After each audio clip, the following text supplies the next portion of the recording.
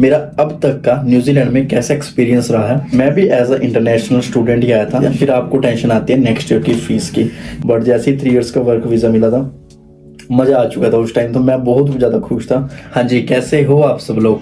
उम्मीद करता हूँ आप सब लोग बढ़िया होंगे। मेरा नाम है एनआरआई सोनू वर्मा और मैं न्यूजीलैंड में रहता हूँ। आज की जो वीडियो है इसमें मैं आपको बताऊंगा मेरा अब तक का न्यूजीलैंड में कैसा एक्सपीरियंस रहा है, तो उसी के बारे में मैं सारी बात करूंगा इस वीडियो के अंदर और उम्मीद करता हूँ आपको अच्छी लगेगी। तो विदाउट वेस्टिंग एनी टाइम चलो फिर वीडियो को शुरू करते हैं।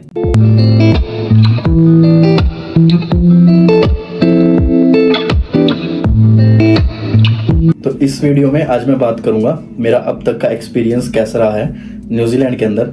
उससे पहले मैं आप सबको एक बात बता देता हूँ, मैं भी एज अ इंटरनेशनल स्टूडेंट ही आया था। जब न्यूजीलैंड में आया था उसके बाद जो स्टूडेंट का फेस होता है स्टूडेंट वीज़े का, वो कंप्लीट किया।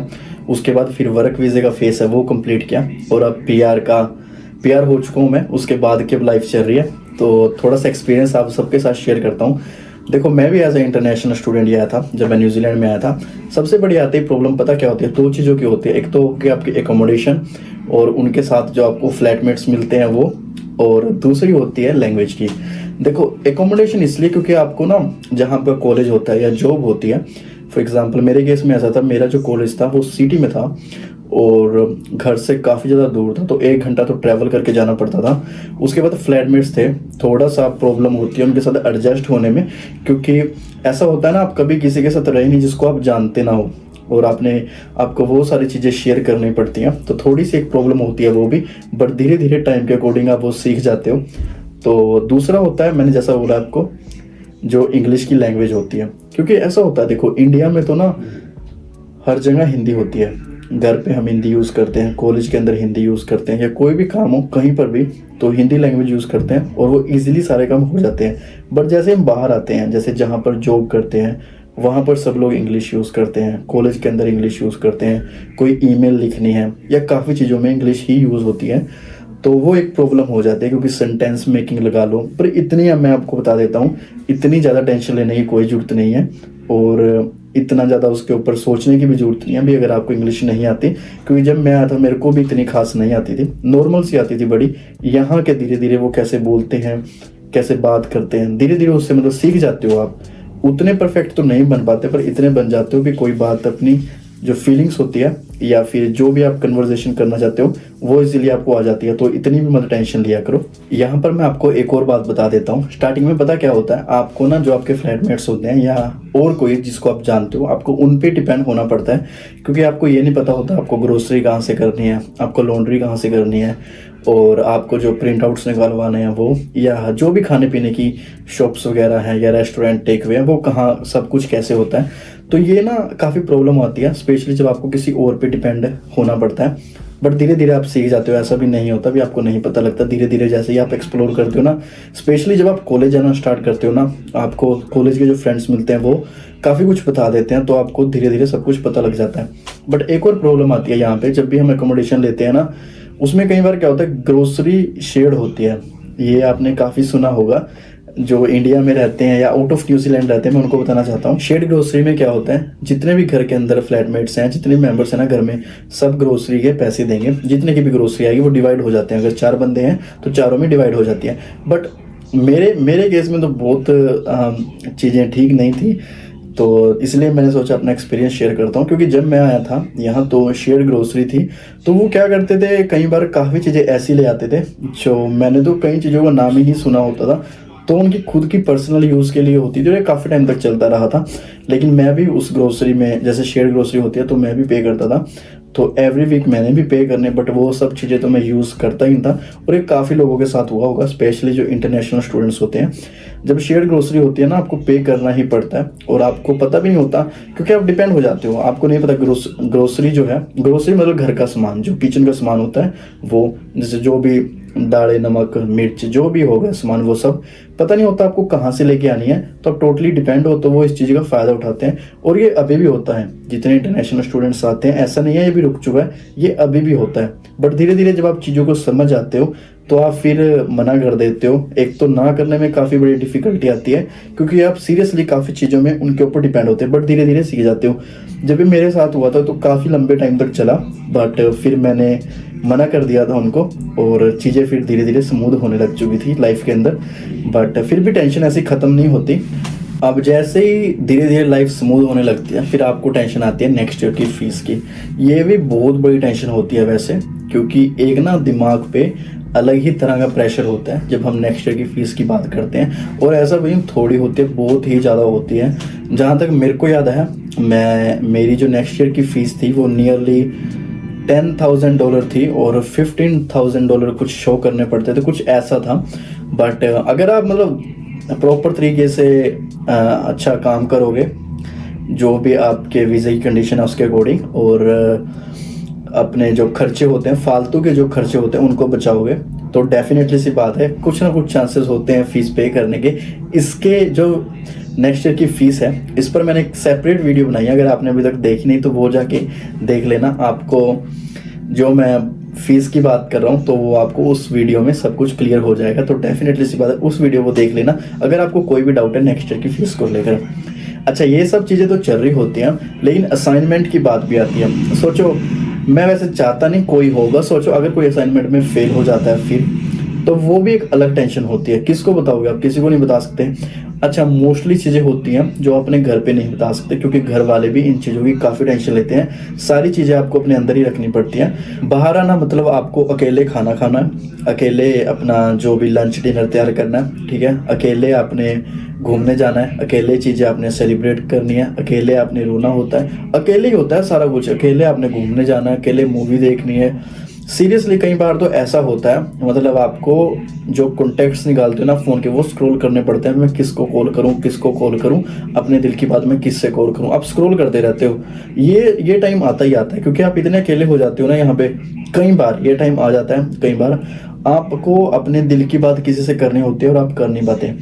देखो, रीज़न बताता हूँ मैं क्यों। अपने घर आप बता नहीं सकते क्योंकि वो भी टेंशन लगे, फ्लैटमेट्स को बता नहीं सकते क्योंकि कल को कोई बात हो चुकी है तो उन्होंने फ़ायदा उठाना है, अपने काम पर नहीं बता सकते क्योंकि काम वालों ने फिर फ़ायदा उठा लेना है। तो मतलब सारी चीज़ें आपको खुद ही करनी पड़ती है। अगर हंसना खुद है तो रोना भी खुद ही पड़ेगा, मतलब अकेले ही, किसी को नहीं बता सकते। इंडिया में तो होता है ना, चलो फैमिली को वैसे तो इतनी टेंशन आती ही नहीं, जब घर वाले होते हैं इतनी टेंशन नहीं आती। बट यहाँ पे कोई नहीं होता, किसी को बता भी नहीं सकते। और इंडिया में ऐसा भी होता है, अगर घर वालों को नहीं बताया, चलो पड़ोसी को बता दिया, यार दोस्त को बता दिया, अपने रिश्तेदारों के जो भी मामा ताया चाचा के लड़के होते हैं उनको बता दिया, किसी ना किसी से हम दिल हल्का कर लेते हैं। यहाँ पर ऐसा नहीं होता। ये भी काफ़ी चीज़ें आपको फेस करनी पड़ती हैं, बट धीरे धीरे आप खुद ही इतने स्ट्रॉन्ग बन जाते हो। और आपने ये भी बात सुनी होगी भी, जो बच्चा बाहर जाता है एज इंटरनेशनल स्टूडेंट, वो काफ़ी जल्दी और काफ़ी ज़्यादा मैच्योर हो जाता है। वो इसी वजह से हो जाता है क्योंकि देखो, अकेले ही आपने सब कुछ करना है। ऊपर से देखो दिमाग में क्या क्या चल रहा होता है। दिमाग में कई बार जॉब की टेंशन होती है, कई बार जिस अकोमोडेशन में आप रहते हो उस घर की टेंशन है, कई बार फ्लैटमेट्स ऐसा कुछ बोल जाते हैं वो दिमाग में चल रहा होता है, कई बार काम वाले कुछ ऐसा बोल जाते हैं वो दिमाग में चल रहा होता है। ऊपर से असाइनमेंट की टेंशंस, ऊपर से नेक्स्ट ईयर की फीस की टेंशन। कई बार क्या होता है, मोस्टली तो ऐसा होता है लुक आफ्टर करना पड़ता है, जैसे स्टडी लोन लेके आए होते हैं उसके बारे में भी सोचना पड़ता है। इतनी सारी टेंशन चल रही होती है ना, तो मतलब अकेले ही आपको सब कुछ फेस करना पड़ता है। और इन चीज़ों से ही बहुत जल्दी आप मैच्योर लगा लो हो जाते हैं, काफ़ी स्ट्रॉन्ग बन जाते हो खुद ही। तो ये सब चीज़ें चल रही होती हैं लाइफ में, बट धीरे धीरे आप सब चीज़ों को फेस करना सीख जाते हो। इसलिए काफ़ी लोग बोलते हैं भी बच्चा बाहर चला गया, काफ़ी मैच्योर हो चुका है, उसको बोलने की तमीज़ आ चुकी है या वो चीज़ें सीख चुका है। वो इसी वजह से होती है, क्योंकि ये बात कहीं ना कहीं सही है भी। बाहर आके फिर वो कहते हैं ना भी, रोटी दाल का भाव मालूम पड़ जाता है, वो वाला तरीका है। बाहर आके पता लग जाता है, ये सीरियसली बात है, नो डाउट। बट एनीवे, धीरे धीरे आप चीज़ें सीख जाते हो। वो कहते हैं ना, लाइफ का पहिया धीरे धीरे ट्रैक पर आ जाता है, वो वाली बात होती है। धीरे धीरे आप सब चीज़ें जब सीख जाते हो तब बड़ा मज़ा आता है। जैसे ही मेरी स्टूडेंट लाइफ काफ़ी अच्छी मतलब काफ़ी ज़्यादा अच्छी थी। और मैं तो आपको सीरियसली बताता हूँ, स्टूडेंट लाइफ ही काफ़ी अच्छी होती है, क्योंकि कहीं ना कहीं चीज़ें उसमें बैलेंस होती है। हाँ, अगर टेंशन को छोड़ दें तो, जो स्पेशली फीस की होती है। अदरवाइज सुबह उठो, कॉलेज जाना है और असाइनमेंट्स कंप्लीट करनी और घर वापस आ जाओ, ऐसा मतलब सोचते हैं, बट ऐसा नहीं होता। बैग में कई बार क्या होता है, मतलब जो जॉब की यूनिफॉर्म होती है वो काम वाले ही कपड़े रखे होते हैं, लैपटॉप और उसकी चार्जर की जगह वो वाले कपड़े रखे। मैं तो कॉलेज गया हूँ, मैं तो कॉलेज बहुत बार गया हूँ, कोई लैपटॉप नहीं लेके गया। जो काम वाले कपड़े होते हैं वो बैग के अंदर मैं लेके गया हूँ, और जैसे ही कॉलेज ख़त्म होता था उसके बाद ही जॉब पर चले जाते थे, और जॉब फिनिश करके 2 बसें चेंज करके फिर घर जाते थे कहीं ना कहीं। तो काफ़ी डिफ़िकल्टी आती है पर मज़ा बड़ा आता है। स्टूडेंट टाइम में सबसे ज़्यादा मज़ा आता है क्योंकि आप काफ़ी चीज़ें सीखते हो, और यही है लाइफ, यही होती है जब आप कई चीज़ें सीखते हो और इन्जॉय करते हो। मैंने तो बहुत इन्जॉय किया स्टूडेंट लाइफ को। अच्छा, उसके बाद वर्क वीज़े, मेरे को एक बात बहुत अच्छी लगती है क्योंकि जब मैं आया था तो उस टाइम क्या होता था, जो PSW होता है, पोस्ट स्टडी वर्क वीज़ा होता है, तो वो 1 ईयर का मिलता था। लेकिन जैसे 2019 या 2020 में क्या हो चुका था, एक नया रूल आया था। उसमें क्या था, आपको जैसे ही आप PSW मतलब post study work visa apply करोगे, अपनी पोस्ट स्टडी कंप्लीट करोगे और वर्क वीज़ा अप्लाई करोगे, तो वो आपको 3 ईयर्स का मिलेगा। तो मैं तो बड़ा खुश था, मतलब ये तो मतलब चांदी वाली बात ही होगी। तो स्टडी मैंने कंप्लीट कर दी, 3 ईयर्स का वर्क वीज़ा मिल गया। तो फिर मज़े ही मज़े, और कोई टेंशन नहीं, किसी से कोई वीज़ा लगवाना पड़ा ना, किसी से कोई PR के डॉक्यूमेंट चाहिए थे। जब मैंने PR अप्लाई भी की थी तो काफ़ी मतलब काफ़ी बढ़िया मुझे लगता है। कहीं ना कहीं वो कहते हैं ना भी सब्र का फल मीठा होता है, या तू मेहनत करता चल और भगवान तेरे को अपने आप फल देगा। ये बातें बिल्कुल सही भी होती हैं, मेरे को ऐसा लगता है, क्योंकि स्टूडेंट टाइम में बहुत ज़्यादा मेहनत की थी, बहुत ही ज़्यादा मेहनत की थी।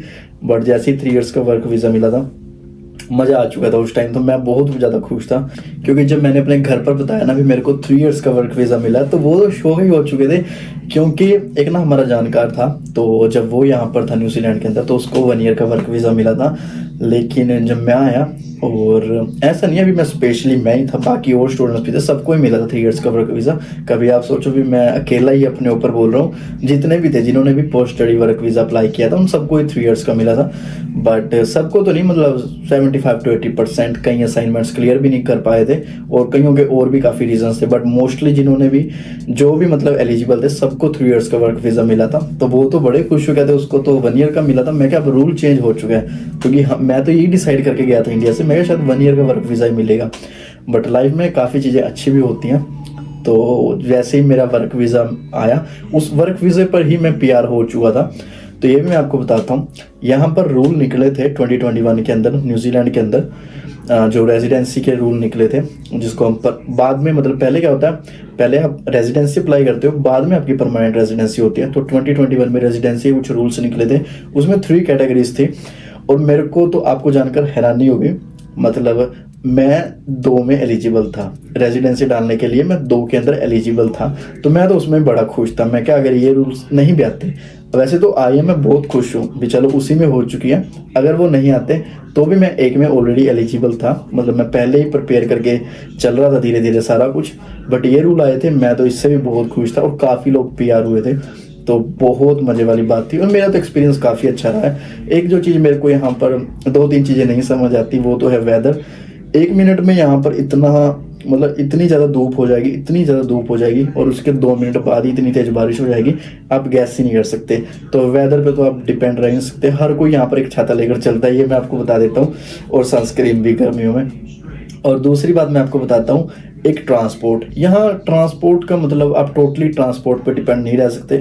कई बार बसेस लेट भी आती हैं, कई बार कैंसिल भी हो जाती हैं, ट्रेन का भी ऐसा डिले हो जाती हैं। तो ट्रांसपोर्ट और वेदर का तो समझ ही नहीं आता किस तरीके से कैसे कुछ चल रहा है। बट एनीवे, धीरे धीरे आप सब चीज़ें सीख जाते हो। तो मेरे को लगा मैं क्या एक छोटी सी वीडियो बनाता हूँ और अपना एक्सपीरियंस शेयर करता हूँ। और PR के बाद, अगर आप सोचते हो PR के बाद लाइफ बड़ी अच्छी हो जाती है, ऐसा कुछ भी नहीं होता। क्योंकि देखो, एक टेंशन आपके मतलब दिमाग से, जो एक प्रेशर होता है, एक टेंशन होती है, वो गायब हो जाता है, वो होता है वीज़े का। बस बाकी सब कुछ सेम रहता है। जैसे आप जॉब पहले करते थे वैसे ही आप अब जॉब करोगे। अगर आप घर लेते हो तो आप मॉर्गेज पे करना स्टार्ट कर देते हो, जबकि स्टूडेंट टाइम में इतने खर्चे नहीं होते। वर्क वीज़े पे और खर्चे बढ़ जाते हैं, और PR के बाद और खर्चे बढ़ जाते हैं। ये जो लोग रहते हैं, या जो लोग मतलब जो फेस कर चुके हैं सब चीज़ों को, तो उनको पता ही होगा। बस ये एक फ़र्क होता है, किसी के आगे आपको डिपेंड नहीं होना पड़ता भी मेरा वीज़ा लगवा दो, वीज़ा लगवा दो। PR जैसी होती है, आप चिल रिलैक्स हो जाते हो भी, अब मेरे को किसी के आगे झुकने की जरूरत नहीं, मेरा वीज़ा लगवाओ या कुछ ऐसा। क्योंकि उसमें क्या होता है, काफ़ी एक्सप्लॉयटेशन होती है। आप देख ही रहे हो, हमने कितने सारे केस सुने ही होंगे। अगर नहीं सुने तो आप सीधा गूगल करना, आपको न्यूजीलैंड के बारे में पता लग जाएगा। काफ़ी केस चल रहे हैं एक्सप्लॉयटेशन को लेकर। बट एनीवे मेरे को लगा छोटी सी वीडियो बनाता हूँ और आप सबके साथ शेयर करता हूँ। उम्मीद करता हूँ आपको ये वीडियो अच्छी लगी होगी। अच्छी लगे तो लाइक कर देना, वही सब कुछ है, रिपीट ही करना पड़ता है। लाइक कर देना, शेयर कर देना और सब्सक्राइब कर देना। कुछ भी क्वेश्चन हो कमेंट कर देना, या फिर मेरे को इंस्टाग्राम फेसबुक पर फॉलो करके वहाँ आप कुछ भी क्वेश्चन पूछ सकते हो। Thank you so much for watching the video. मैं मिलता हूँ आपको नेक्स्ट वीडियो में।